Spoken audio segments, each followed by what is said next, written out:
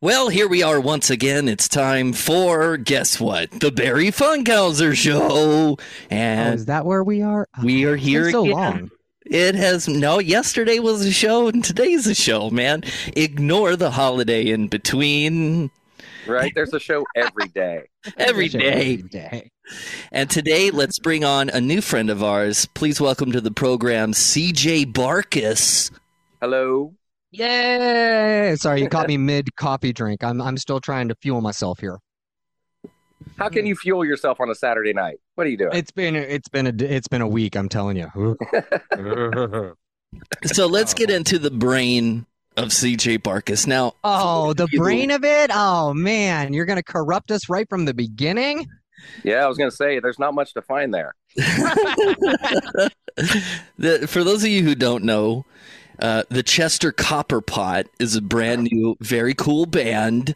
And when I was talking to Joe about it, he's like, wait, hold on a second. Is that from the Goonies? And so Could be.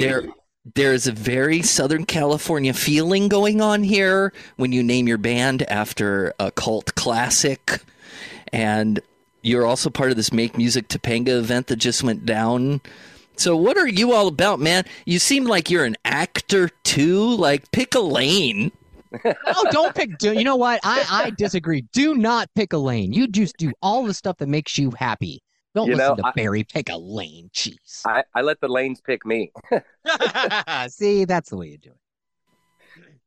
So how'd you get your start? Did you start in acting? Did you start in music? What was your how did you find yourself in the entertainment industry of Los Angeles? Long story short, started off music. No, short story long, please. Right. We got a podcast we Started gotta off in fill. music as a kid. Then after high school, moved to New York to be an actor. Oh, did you grow up here? No, I grew up in Ohio mostly. Oh, okay. So New York was closer for you. I see. I understand. Yep. Went to New York to be the triple threat action, and then was working on a project with Robin Williams. And this was before the days of the internet. And he said, "Oh, you want to work in this business? You got to go west, young man. Go west." And Go west, young man. Go west. Yeah, you can only I go found my- east if you want to do right. only stage, or if you are already an established actor.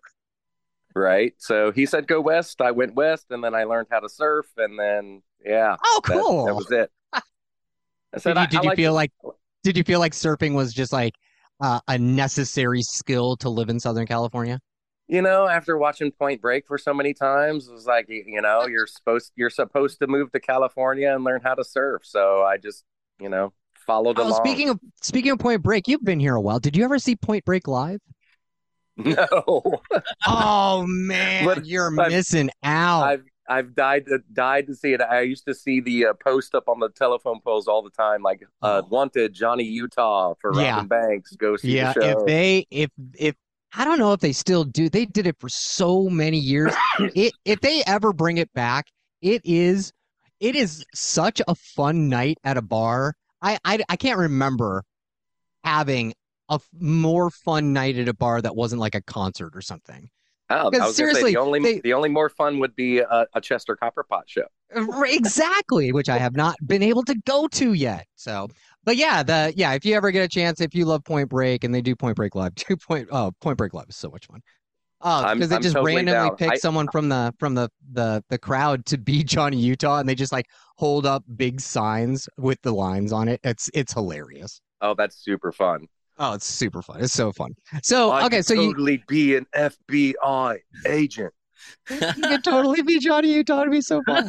All right, so you came out, you went back, you started in Ohio where you lived, you went to New York. Robin Williams gave you amazing career advice, told you to come out west, go to Los Angeles. You move here. Did you immediately move to like the Topanga Canyon area out there, Woodland Hills area?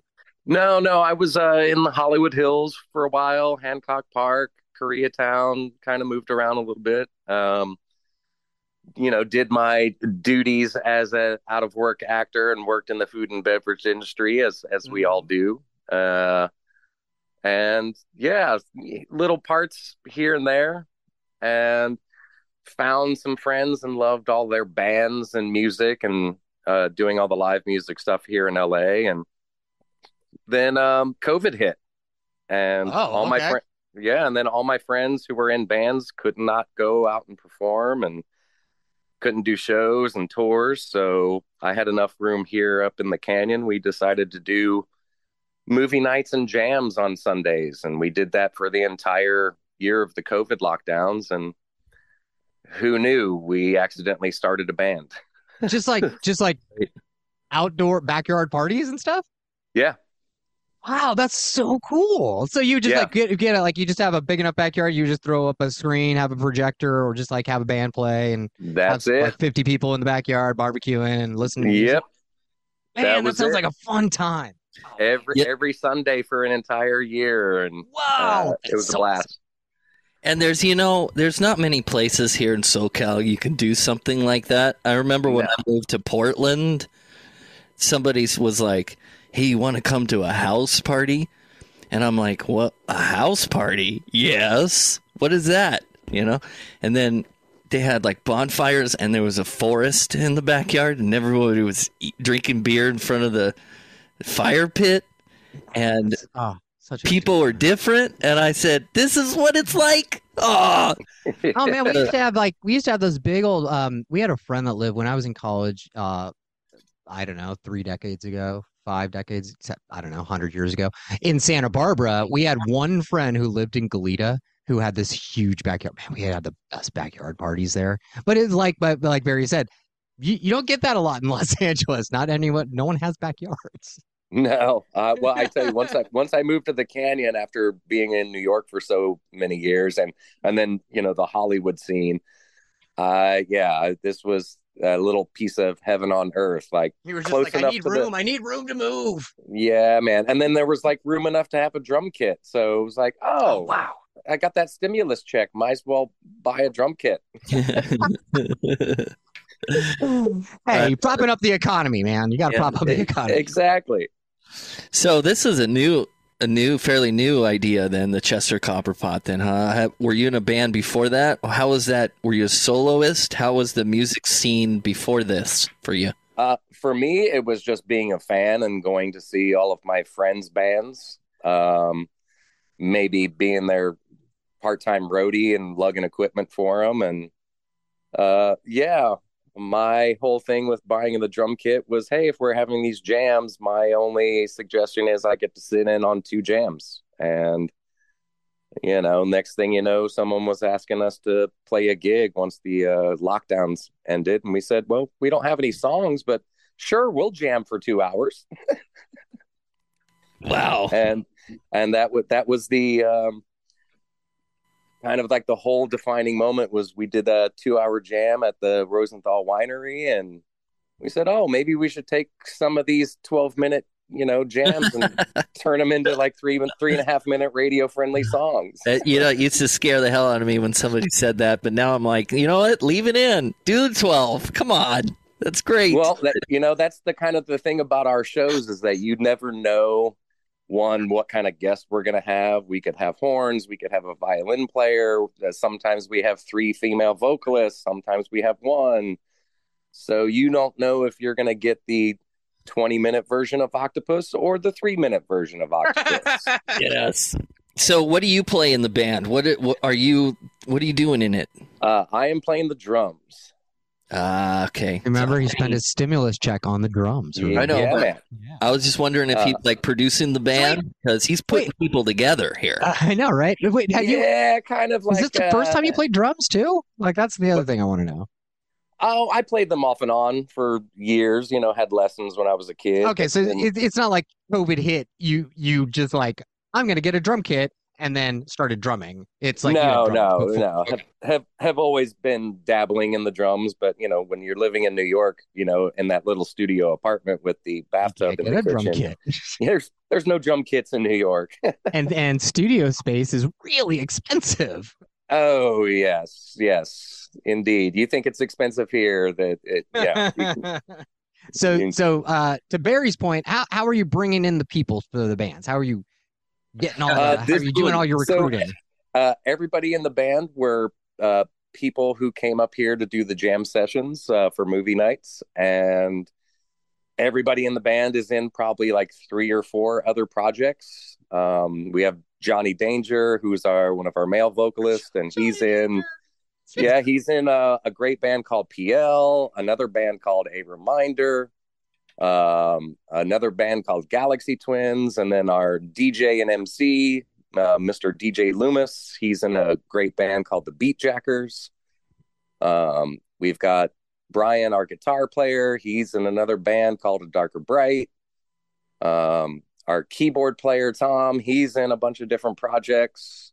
Our bass player, Alicia, is in a few different projects and some solo stuff. Okay. Yeah, well, we've got a little bit of everybody coming from different projects and bringing their own little flavor to it. So we're kind of like a potluck. Yeah. Okay, so I'm going to ask you a series of questions here because you seem to have your head about you in the terms of marketing and making money. You know, from your lips to God's ears. I would think. And from what you described just now, you ever heard of the band The Polyphonic Spree, where they have like 200 people in their band? Oh man, I can barely wrangle the cats of 8 people. I couldn't imagine doing 200. And I just wonder when you're out there and somebody's going to pay you a check to play, how do you split it up to 8 people? It's like, here's 14 cents. It's just well, unless it's a significant amount of money, everything goes back into paying the mix and master person, or let's buy some t-shirts or some stickers and just reinvest in the project, because everybody's getting writing credits for all of the songs. So yeah, that was my main question, is the motivation. So like, where does your motivation comes from? It comes from making something, right? Just making groovy, feel good music for the people. That's it. Like, we just want people to party or hang on the beach or drive up the coast, or I want you to dance to the song for 6 months before you actually start listening to Loomis's lyrics and go, oh, they're actually talking about some cool stuff too. Yeah, that's cool. I can't remember the song we were playing the other day, but you guys been playing Sunshine. Yeah, Sunshine. Sunshine out of your mind. Sunshine over your mind. Man. Thanks, man. I just got that out of my head. Thanks. Thanks a lot. Right. Thanks, man. Earworms is what they are, thanks. Right? Earworms. That's the best way to describe it. Like, we're not trying to be super sophisticated. We just want to drop an earworm and make you say sunshine for the rest of the day, or octopus. It's like that band, Slightly Stupid. I don't know much about them, but you kind of give me those vibes. You give me the ocean beach sublime feel. He's not as stupid as Slightly Stupid. Right? Yeah, sure.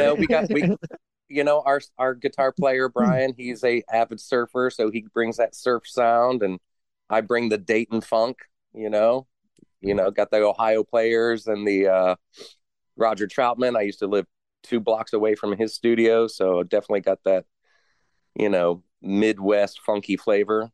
Then we actually have a true Midwesterner in the group. So yeah, we bring a little bit of flavor from the East, the West, the South, and a little bit in between. Okay. All right. Well, CJ, I got a tech question now. This is one I ask everybody, and I'm thinking about taking it out because it's an unfair question. Right, Joe? It's like it really is. It's an because unfair question. Nobody really knows how to answer it because you can't pick a side in this case, but I'm asking you to pick a side. Okay. What do you like better? Do you like performing or producing? Do you like making it or playing it? Ooh. See? You see what I did? Ooh, I told you. That's a good, tough question. If I could just play, I would do that. If I could trust somebody else to do the producing part. Are you a control freak, CJ? Do you have problems? No, he's an actor, man. Just a little bit. Just a little bit. He's a true performer, man. He's an actor. I get it. I'm the idea person who hopefully can find all the people to make that idea happen. Yeah, but you have an idea, and it's like it's hard for you to let someone else run with that idea because you're like, that's not the way the idea is supposed to go. At least that's what happens to me. That's why I'm a control freak. Yeah, as long as the idea comes out the way I like it. You can do it however you want. Like there's 1,000 ways to skin that cat. So as long as it's skinned at the end, we're good. Oh, let's not talk about no. But I have cats here. They're very terrified of you now, CJ. That's not okay. Hey, that's a cooking term. Being a chef for many years. Everybody's got a different way to make that sauce. That actually brings up a point. What was your favorite non-entertainment related job? You said you were in the, like most of us in Los Angeles, we all had a stint somewhere in either fast food or restaurant business or catering or something. Yeah. What was your favorite non-entertainment job? I've been doing the catering thing for many years, but I think my favorite non-entertainment job, which was kind of an entertainment job in itself, was I was a toy demonstrator at FAO Schwartz in New York for many years. Oh my God, that sounds so freaking awesome. That is, oh my God, that sounds awesome. It was super awesome. In the 90s, so sad they're gone. Getting $30 an hour to play with toys was great. Holy crap, you got $30 an hour in the 90s? Oh yeah, no, New York City? That was great, man. I can't even explain how awesome that was. Were you able to actually live all at the same time? Were you actually able to live in Manhattan? Oh yeah. My first apartment was right above the Beacon Theater on 73rd Broadway. Just stop. That's not cool. Just stop. Like my wife and I just went to New York and we went past where the old FAO Schwartz was and we were sad. And then we were like, man, we could never live here. It's just it's awesome, but it's way too expensive. Man, you're like living my dream. I don't want to live in New York for a long time. I just want to live there for like a year. Right. I love California way too much. If they could take the island of Manhattan and just put it at the end of the Santa Monica Pier, I would be a happy camper. It would be fantastic. I did have another question for you. Oh gosh, what was it? Now I can. Oh yeah. Oh, backyard parties and bands. Okay. Yes. Here we go. So you did movie nights and band nights. Did you ever do movie nights with band night? And did you ever try your own version of the Wizard of Oz Dark Side of the Moon mashup? Not that, but like, did you ever find a film where you felt like you guys can jam band narrating the film? And if you could, which film would you choose? Oh man, doesn't that sound like a fun idea? That's an awesome and fun idea. We did kind of play with some movies in the background and just jamming. But if I had to choose like a good, like something colorful on the screen to be up there while we were playing, I'd have to go with like 1980s Flash Gordon. Oh my God. Well, see, the only problem with that is they already have such an amazing soundtrack. Right. I got a good one for you. What about, okay. Oh, that's a good one. Yeah. Yeah. The Warriors. Warriors is good. I could even do some The Last Dragon, maybe. Oh, Last Dragon would be good. Here's a fun one for you, because you could always redo Holiday Road. Vacation. Oh, nice. Yeah. That would be a fun backyard band jam band mashup movie. It would be awesome. What are you talking about? Please don't do that, because like so many bands have already covered that song. Well, no, I mean, they would have to keep that song in because it's the one good song. I mean, there's a lot of good songs in Vacation, but that was the title track from Lindsay. We could go and be, thematic and, do the Goonies, but a little too on the nose. It might be too on the nose. And besides, Chester can never show up for the shows anyway. Seems like he's stuck under a rock somewhere. He's stuck under a rock somewhere. Anyway, if you ever do that, if you ever do a jam band movie mashup, I'll be in the front row. All right. I'm going to put that on my list. Movie mashup night for Barry and Tom. No, just for Joe, not for me. Because I will not be there for that. All right. So this is just for Joe. Yeah. Just for Joe. Yeah. All right. Excellent. Party of one. Party of One, taking Oh, movie what are you request talking about? out. You know what? If we had a mashup like that and you promote, there would be hundreds of people there. I think because it would be so fun because there would be all the fun movie stuff on the screen. You guys would be doing the jam band stuff. I can only imagine if you do Vacation and it's the part where they're in the desert and the station wagon's going all crazy, like what you could do with that. Oh, my mind is racing. All right. Well, moving on. Joe, you can continue to race your mind over there, but I have other questions. Go for it. What do you I got? have secondary questions. You brought up the fact that you're a chef, and I'm very interested in that. Like, what is that all about? Are you like what is your favorite thing to cook?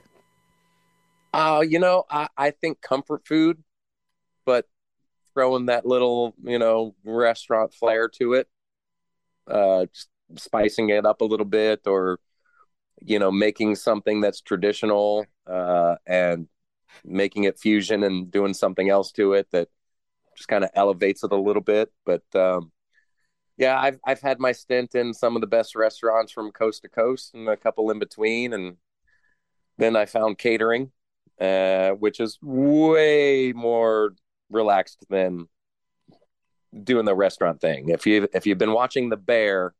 I was going to ask you about that. Yeah. I do not want to be in that kind of a situation. No, thank you. I get anxiety dreams watching that show. Like all I dream is of that ticket machine going off all night long. No, too Like, many tickets. Yeah, Were you formally trained or did you just learn working in kitchens? Old school, learned working in kitchens. Wow. Yeah, Everybody's got to go like the James you know, Beard route now. Well, back in the days, the culinary schools would not even accept you unless you had 6 years of restaurant experience. Oh, But for real? I didn't know that. Oh, that's oh crazy. yeah, but now if you can get that school loan, you can be a head chef and once you're graduating, and then put in 20 years of being a prep cook. But they don't sell it. That's Yeah, I went to the School of Hard Knocks. Well, it seems to be something else that you like making. You seem to be liking the art of making things. That seems to fill your bucket. Make art or die, they say, and whatever that is. If you're a dancer, if you're a painter, if you're a DJ on the radio, whatever you can do to spread the love around the world. That's it. Grandma said you got to put love in the cookies. So that's what we try to do. Oh, that's a good grandma saying. Oh, grandmas are good for that. So, okay, you're nice and cozy there in Topanga Canyon, but Yes. let's say Chester Copperpot makes it big and you got to tour the world.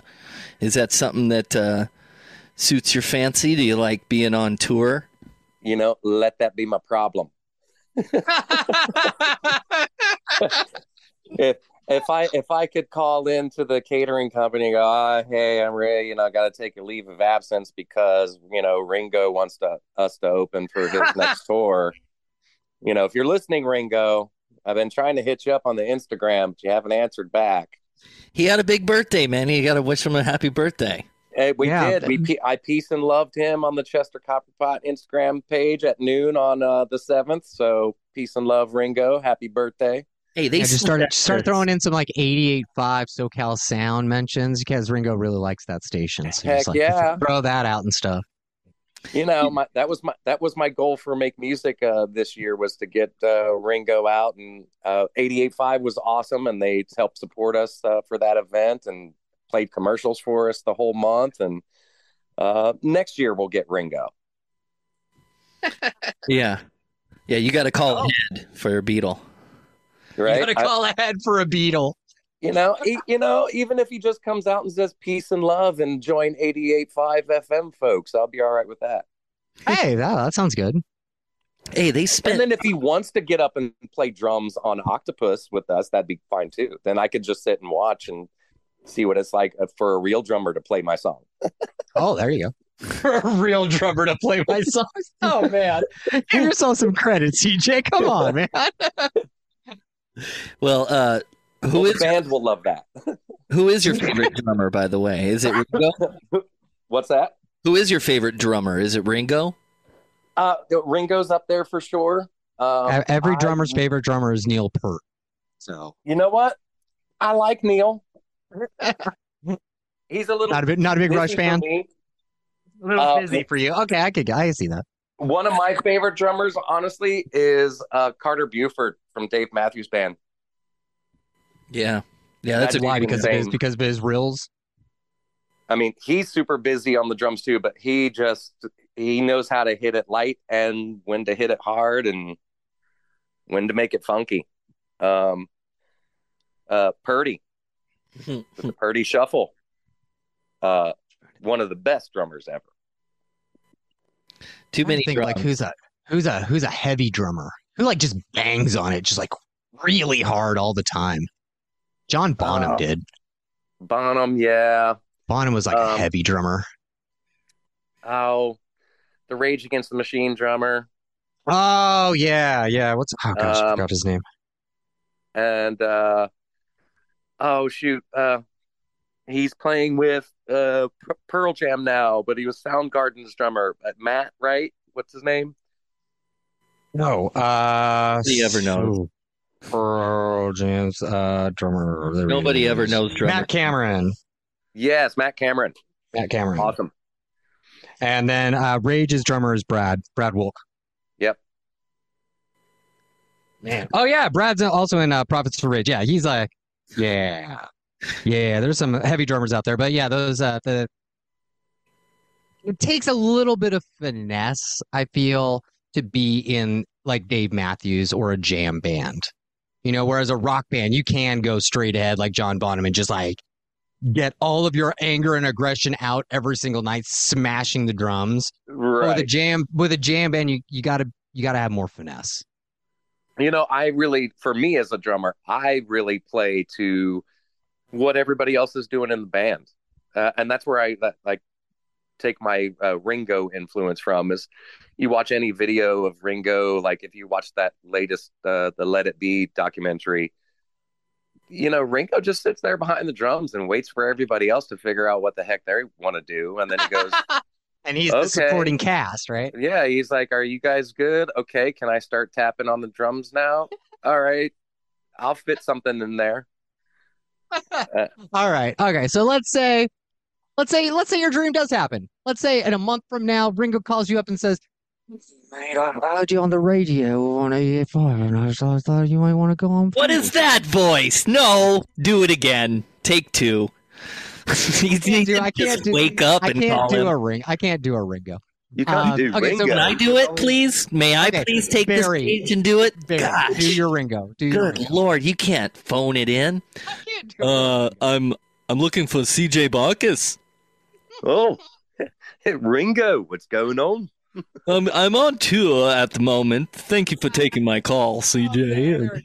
This is terrible. This is just awful. My first question would be, okay, if this is really Ringo, was Paul really dead, or were you guys just screwing around with everybody? No, he was just screwing around with everybody.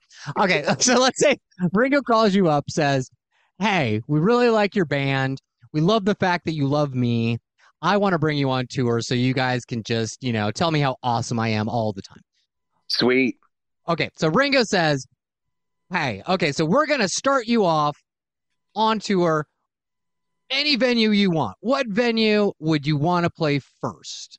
Any venue in the world. Ooh. Oh. To kick off your tour with Ringo Starr's band. Oh gosh. Okay.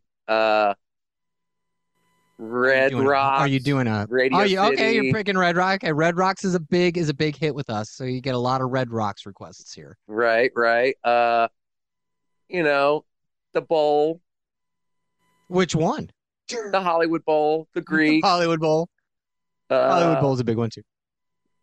Radio City would be cool. Madison Square would be cool. All right, so you got some choices for you. You're looking like the bigger venues, right? Like you want to do Red Rocks because Dave Matthews has played there like 100 times. I'm down with the small venues too. Hint, no vacancy. Excuse 85, no vacancy. Yeah, Knitting Larry and I do not control that yet. Not yet. No, little venues are cool, man. I mean, here's what I'm hearing from you, CJ, is I'll play anywhere and just ask me to, and I'm there. Anywhere, anytime. Yeah. I'm ready to go. Yeah. I'll bring We're whoever down. answers the phone with me from my group of 300 musicians.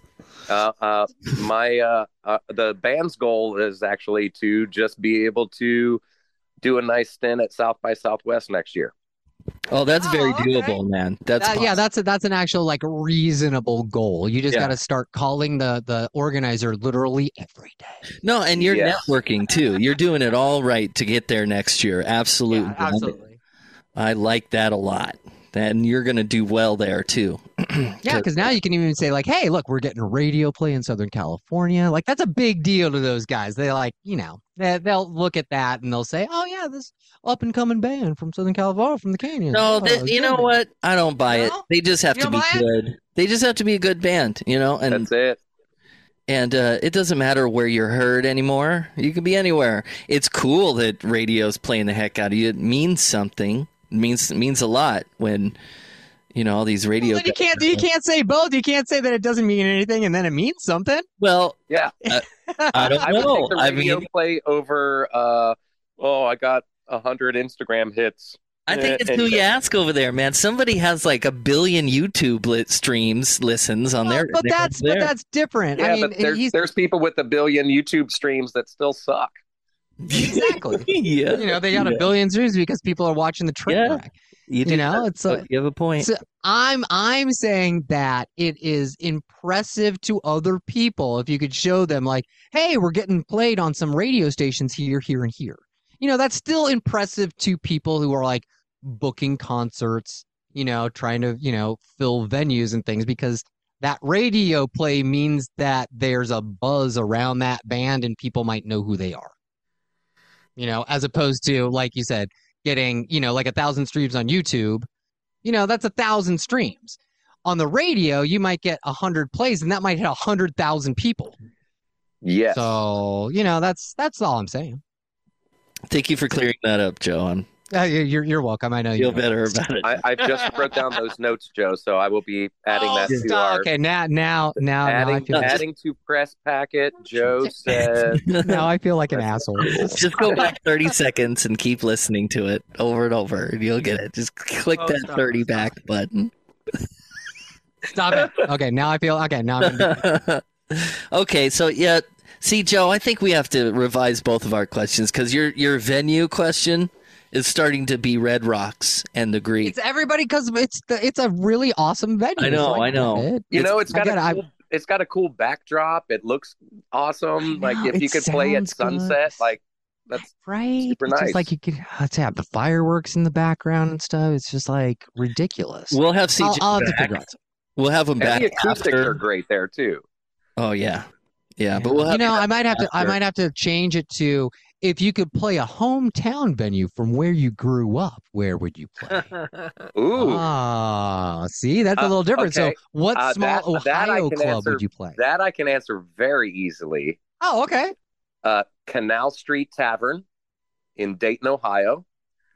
It's a great local venue where I saw the Breeders for the first time. I saw Guided by Voices by the first time. Oh, that's right. They're from Dayton, right? We just spoke to someone who's friends with them. Yeah. I lived 2 houses down from the girls in the Breeders. Oh, dang. Yeah. That's so cool. Kim and Kelly used to live a couple doors down, and then, Royal Crescent Mob is from out of there. I saw some great hip hop out of Dayton, the Organic Groove Continuum, Mood. And that place is still around? It is changed locations, but it is still there. Oh, that's nice. Oh, okay, one more time. What is it called? Canal Street Tavern. The Canal Street Tavern in Dayton, Ohio. Check out your bands there. Larry, where would you go? Because like my hometown venue got ripped out, I don't know, 20 years ago. So Club 369 in Fullerton is no longer available for me. But that's where I would have played, because that's where I saw like No Doubt play, Face to Face, like a bunch of old like ska and punk bands in the late 90s before they like blew up and everyone knew who they were. And it was like a 150 person venue. It would get sweaty and hot and gross, and it was just the best time ever. The best time. Smelled like beer and cigarettes still. Yeah, because Yeah. it was the 90s and people were like chain smoking Oh, yeah. inside the venue while the band was playing. Oh man, the 90s. How did we survive? Right. Barry, where is your Long Beach location that you would play? Long Beach. 'Cause you grew up in the LBC, yo. Yeah, dude. I don't know. I can't answer that. Long Come Beach. on, there's venues in Long Beach and Torrance that you could have gone to, I'm sure. Okay, Yeah, well, I'll but tell he you drove something. to LA instead. If you do ask me that legitimately, I will answer, but it's going to take a second here because growing up, my grandpa was an Elvis impersonator, Oh, that's Oh, right. wow. I forgot about that. and he played every Thursday and Friday night at this place that I can't remember what it's called, but it's right across the street from Norm's in Long Beach. So, Joe, if you had the Google, I'm you can figure it out. But the last time I checked it out, it's all boarded up and closed. So it's like it used to be like a piano bar in the 80s, and unscrupulous individuals would show up and they'd let 8-year-old kids in there every so often, like me, to see. Oh wait. Oh, okay. So it's not actually. You're looking at the place off Lakewood Boulevard, right? Whatever the hell that thing is. Yep. Yep. There's like a park next to it. Yeah. See, my answer's boring. It's like, It's a candy for less store now. Oh man. Way to go, man. Way to go. Now, if we're talking small venues in New York, because New York is like my second home, I would say the Wetlands, Oh wow. which is also closed now, I believe. Yeah. Some of the good stuff's closed. CBGB's closed. All the good Yeah. stuff. Yeah. Well, but you know what? We had a good run. We had a good run. The one that I'm actually really sad about, and I know that it was a chain. Man, the Coach House on Sunset Boulevard was freaking awesome. It was Oh so good. yeah, Oh no, not Coach House. House of Blues. Sorry, House of House Blues of Blues. on Sunset. yeah. Was a fantastic venue. Social Distortion would play Christmas shows there every year for like 10 years. They would just sell out like 10 dates every Christmas and play. I went like 5 years in a row.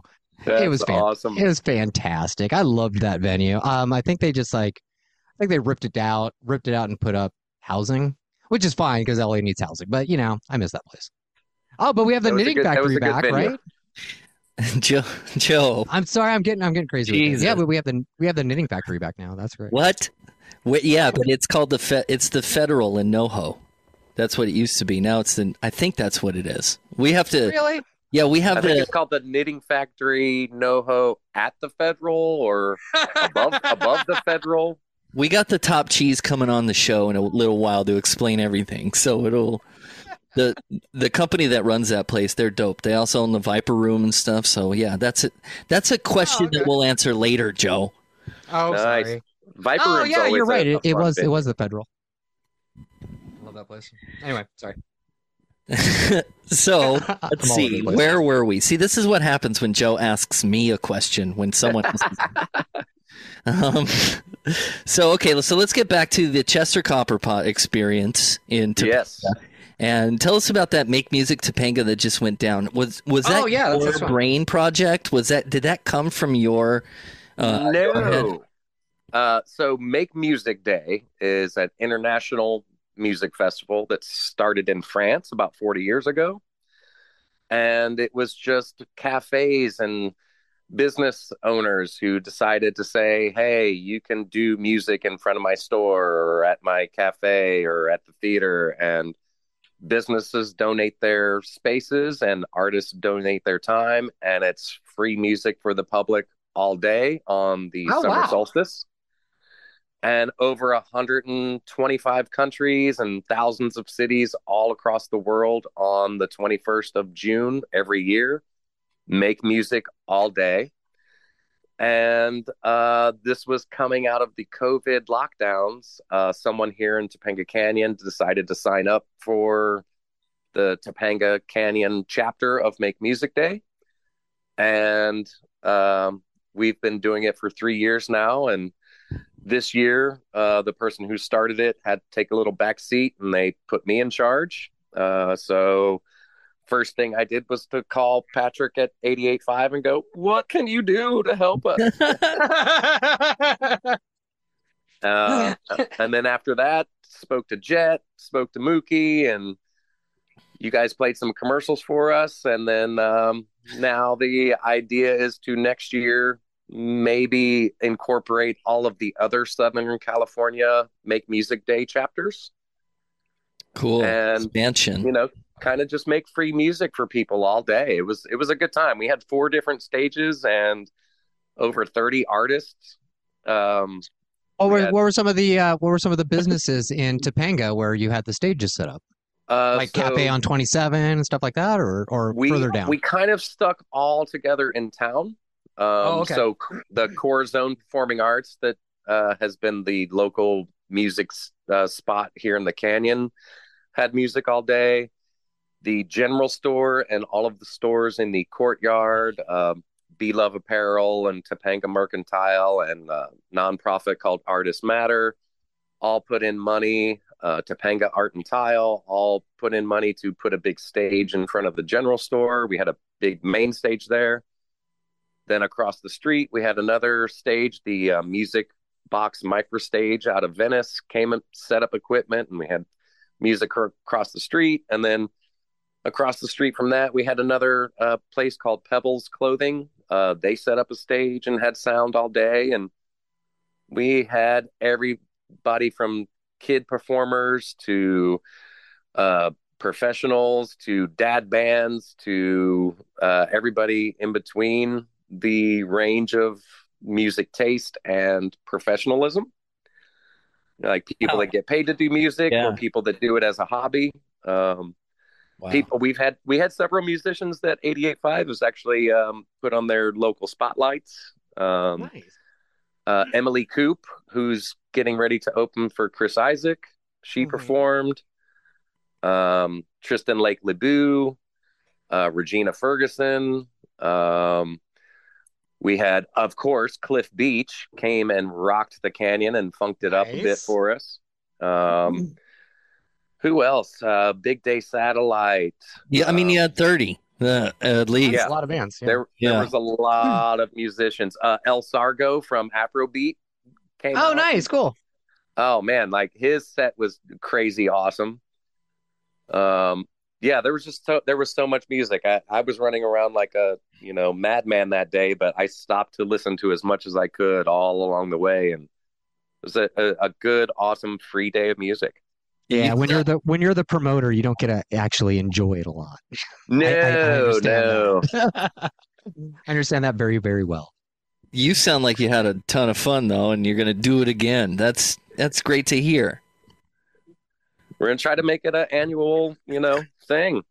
Yeah, that's. Hey, did all your hard work get you up on the Topanga Canyon Wall of Fame? No, but I was Not asked yet. to run for city council.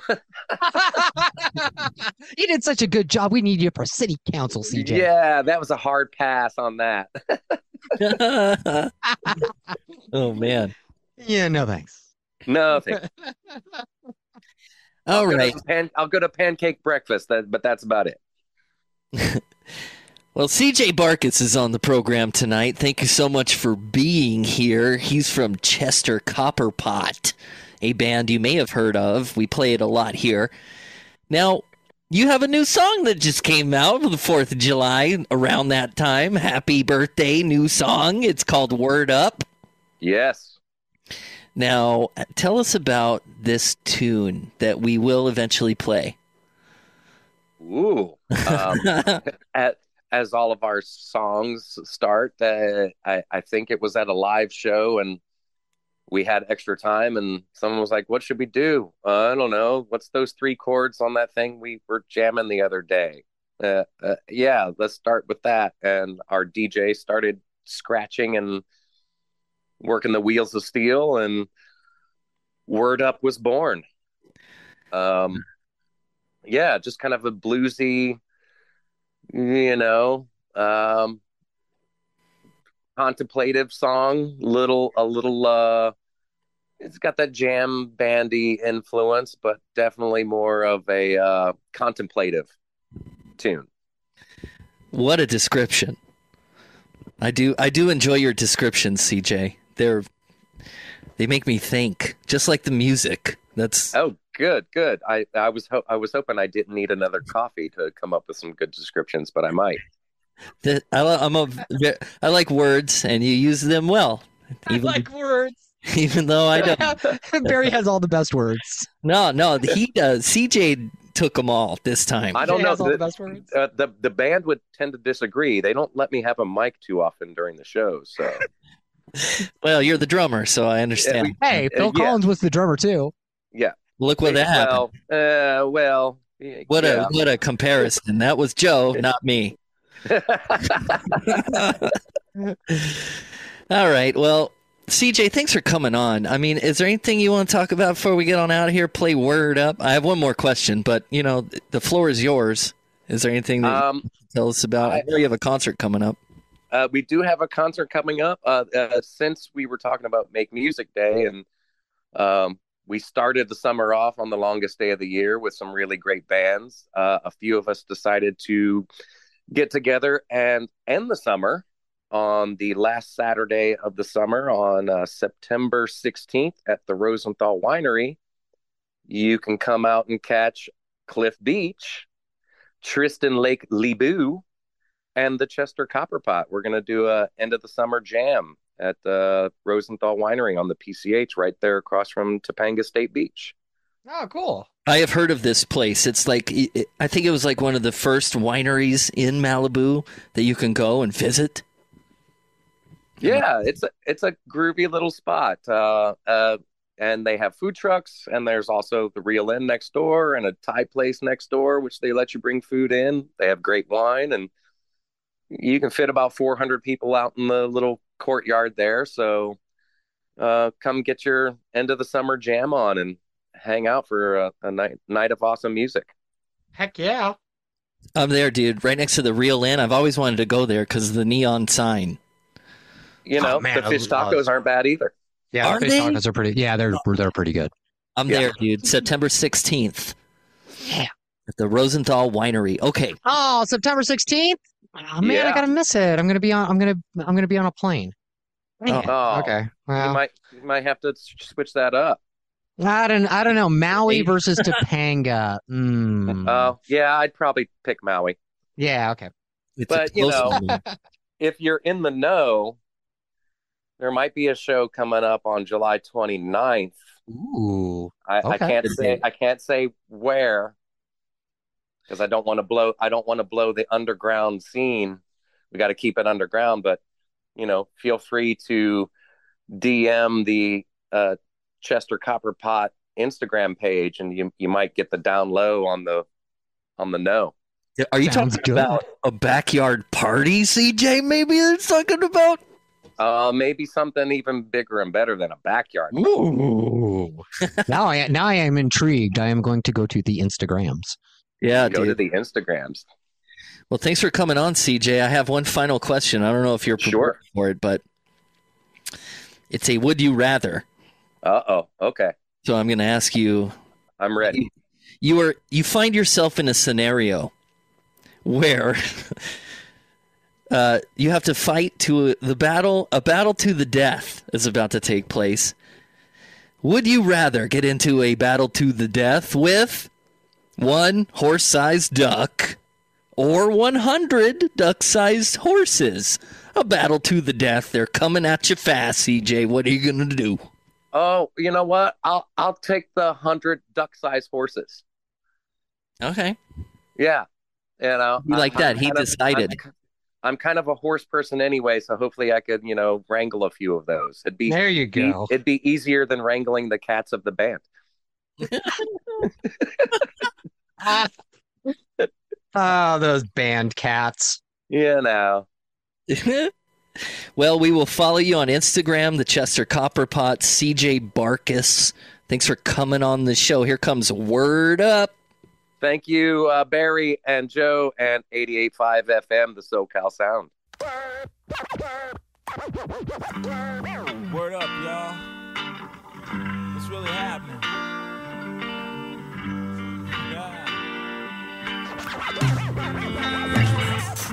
It's like word up. What's really happening? What's really going on? What's up with you? What's up with you? Some feel the vibe before they come alive. Some speak the truth before they know they lie. Some contemplate before they meditate. Some rock the mic because it ain't too late. Say a word up.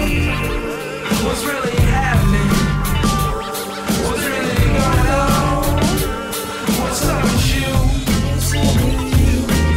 I'll take it back every time I rhyme. I grab the microphone, slip through time. I'm spreading love over all the crazy cities. A bad man in a bad land, looking pretty, singing word up. What's really happening? What's really going on? What's up with you? It's like word up. What's really happening? What's really going on? What's up with you? Some break it down just to know the facts. Some don't know how to chill and relax. Some catch a left break before they hit the barrel. Some understand when the rhyme feels sterile. Some hear the flows while we're still alive. Some spreading love, some spread the lie. Some understand why we speak the job. The third eye vision is to keep it in line inside word up. What's really happening? What's really going on? What's up with you? It's like word up. What's really happening? What's really going on? What's up with you? Word up, y'all. Yeah. Yeah. Yeah. So what's the truth when you see the lie? What's 5 on it if we can't get high? So such a vision, down and start to wonder. I went this microphone so y'all can see my blunders. Tell the truth every time we push the sound. We come together living life to the fullest. Understand that the world's trying to fool us. I got high bars, but I'm still a bone of cool. It's like word up. What's really happening? What's really going on? What's up with you? It's like word up. What's really happening? What's really going on? What's up with you? Word up, y'all.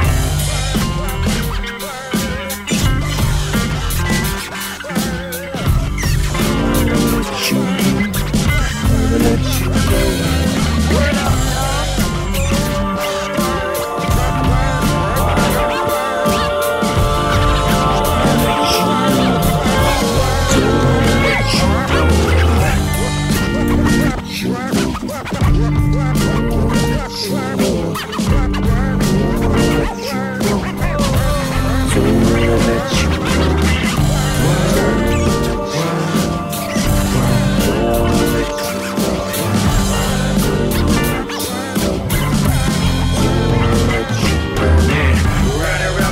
Take another hit. Just keep it moving through this pressure, get legit. It's all the truth because we're standing in our visions. Yeah, with this microphone, I'm seeing in the visions. Some came to feel it, some came in on the mission. Some take it underground and they can keep it pushing.